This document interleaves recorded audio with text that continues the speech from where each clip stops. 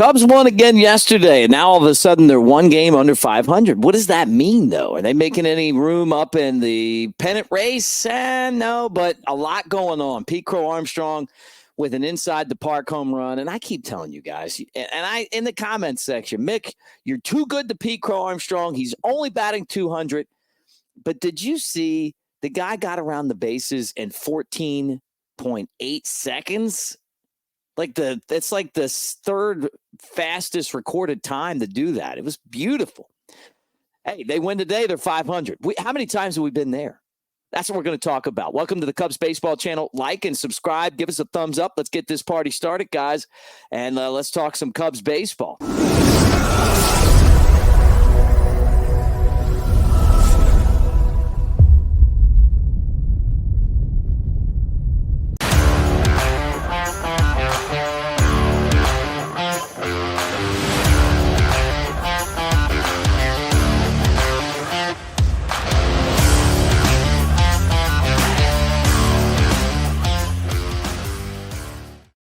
Peace, everybody. It's Mick Gillespie, your good old buddy and pal, your Cubs friend. Let's talk some Cubs baseball. Just sit back. Look, if you want a drink, I got a whole bar behind me. If not, the kitchen's open. But great to have all of you guys here today to talk Cubs baseball. And look, is this the day that we get back over 500? We get to 500? Feel like every time we've been here, things go bad. And then all of a sudden we're like, hey, we're 4 games under. But you can't really even look at the pennant race until you're 500. And the Cubs still have a chance. We're going to talk about that, but they got to win this game. Then all of a sudden you start worrying about what's going to happen in the pennant race. But look, we're all over the place. Cubs Baseball channel on X, Instagram, and TikTok. Please follow us there, hang out with us, and be a part of what we're doing. We talk Cubs baseball. All right. Yesterday, as you know, the Cubs knock off the Marlins 6-3. Isaac Paredes was 1 for 26 entering the game. We were talking about him recently on the shows, and we're like, hey, is this guy ever going to hit? And he did. He had a big hit in the game, the go-ahead hit that brought home the run that eventually would lead to the victory. It was tied at 3, and the Cubs needed some support. I don't know why the Marlins, and I said this yesterday, I don't know why the Marlins play the Cubs so hard. They just do. They've been a thorn in our side for years. So it was nice to get the opener, because you can't sweep if you don't win the opener. And maybe this is the thing that is going to help get Paredes going. So the big hit in the game was Paredes. Happ had another home run, but this one right here was it, man. I read the comments section, and I love you guys getting in there and talking about it, about what's going on. And now it's like, this is the channel. I got one that was like, this is the channel that you guys just talk about Pete Crow-Armstrong, and it's like he's batting 200, and yeah, he is batting 200, okay? And if he continues to bat 200, eventually he'll be a role player. But he's a rookie, and you got to look at the other stuff too, the defense, the base running, the spark that he brings. I also love the fact that the guy grew up wanting to be like Javi Baez, and he has so much respect for Javi and kind of what he represents. And the guy loves to win baseball games, just like Javi used to be, And so we got to have guys like that. When this team was playing like a dead fish and it felt like nobody cared, you want people like Pete Crow-Armstrong, players like him that will leave it all out on the field type guys. And so I just like him. But watching him get that inside the park home run was electric, man. I mean, he got around the bases so damn fast, and then he got to third, and it was like, oh, I'm doing this. He didn't even hit third base right. Like you're supposed to hit the inside corner of the bag. He went right on top of the bag and just scored. Byron Buxton's the only guy that has ever run the bases faster from home to home than Pete Crow-Armstrong.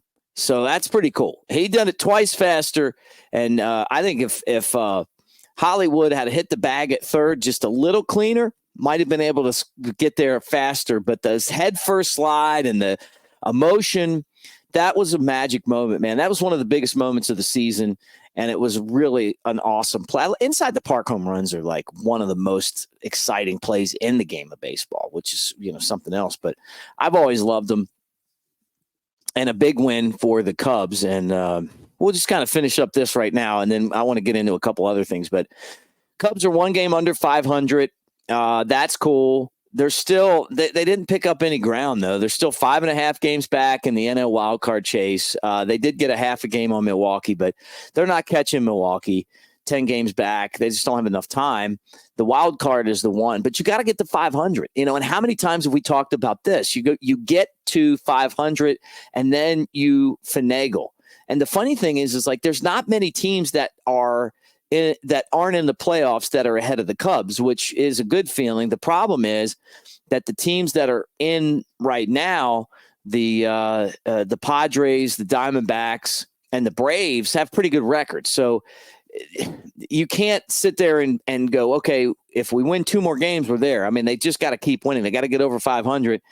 And it may take 10 games over 500 when it's all said and done to make the playoffs. So, we'll see. But the Padres, Jackson Merrill, the way that they're playing right now, they're an exciting team. The Braves, I got a feeling the Braves are going to be dangerous in this playoffs. They've had a lot of injuries. But they're finding a way. They feel like the Diamondbacks to me last year, where you're kind of hanging in there, and then all of a sudden you just feel like eventually they're going to put it together. And then the Diamondbacks, they went out and spent a bunch of money on that team that got to the World Series last year. They've got the playoff experience. So, which one of those 3 teams are the Cubs going to take out? That's the question. So that's where we are. But before we talk about today's game, couple things. First off, congratulations to Luis Vazquez, back to the Cubs again. Remember, he was up earlier and they didn't even play him. Like he scored a game-winning run and didn't get much playing time. But this is the second, I think, move in the last week that signals that the Cubs are going younger, and they're going to bring in these young guys, and they're going to get a chance to play.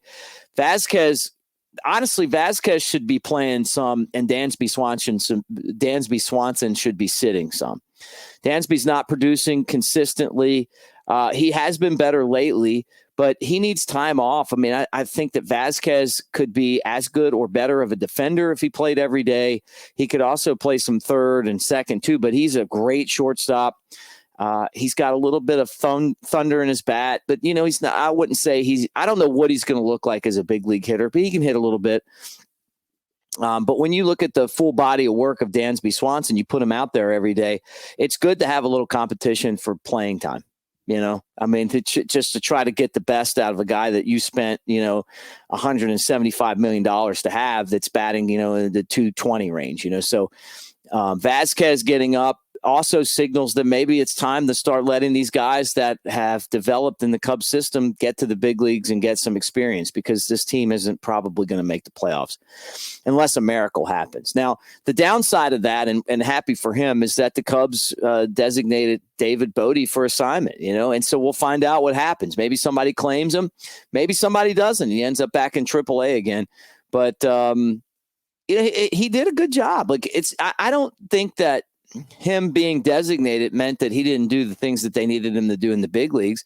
I think that it's just, he's not going to be a future Cub. And it's like, hey, why would we have him on the roster when we need to have these other guys up here? We need to show that there's a game plan here moving forward with this organization. And I think that's the biggest question that I would have if I was the owner, and I've talked to you guys about this before, is how comfortable are you as the Ricketts family, or Tom Ricketts or whoever, with the way that this organization is moving forward?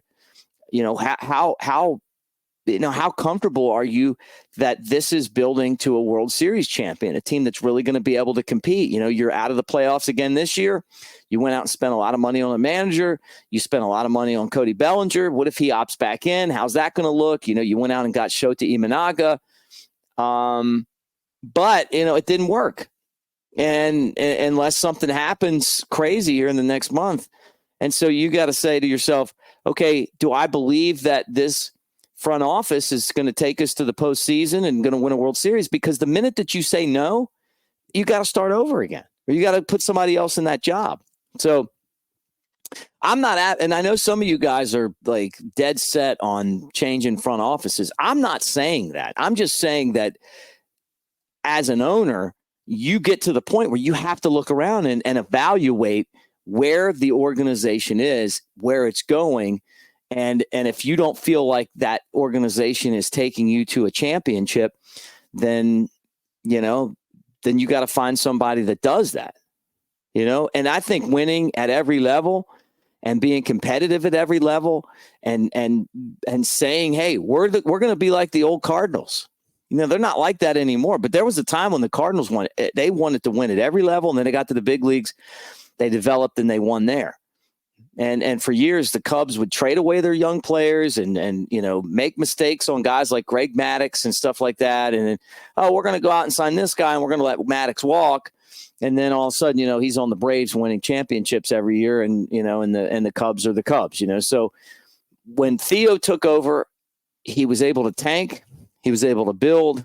And then with those players, they built a championship. And so that's the question. And I felt like when Bote was designated for assignment and Vasquez was brought up, I think that this is just the second move of these moves. I mean, we already saw earlier where Hector Neris was released, so they've got to figure out who's going to be there and who's not. And if you're not going to be there, they need to get him out of there. Now, with that said, love David Bote, great guy. I wish him nothing but the best. And, hopefully a team picks him up and, he's kind of one of these guys that comes off the bench and gets some big hits for a team, gets an opportunity to play because he's a fantastic person and someone that I think very highly of. All right. So today, Shota Imanaga looks for win number 10. And if he can get win number 10, the Cubs would be at 500, which is a magical number. That means you've lost as many as you've won, or if you won as many as you've lost. He's 9-3 with a 3.11 ERA, and he'll be pitching against the Marlins today. And that is a 3:10 game Central Time. So I like those. I like the 3:10 games. Let me get it out of the way. Honestly, if it's not 1:20, 3:10 works for me just about as well, because I want to be able to watch the game. I got a bunch of other stuff going on, but nothing better than these games in Miami. I like when they have like the downtown scene and, like they got all the lights and people having a good time. And then, hey, now we're in this game and there's nobody here because our team's terrible right now. And the Marlins are, but they'll fight the Cubs. No, don't get me wrong. All right, Ant. On assignment, probably back tomorrow. I'm so glad that we got a chance to get together, guys, and talk some Cubs baseball, and we're going to do it again. Like and subscribe. Give us a thumbs up. Thanks for hanging out with us. And, hey, today, if the Cubs can win, we're talking 500. Then you get to 500, I'll entertain the playoff conversation for real. Got to get to 500 first. Go Cubs, everybody.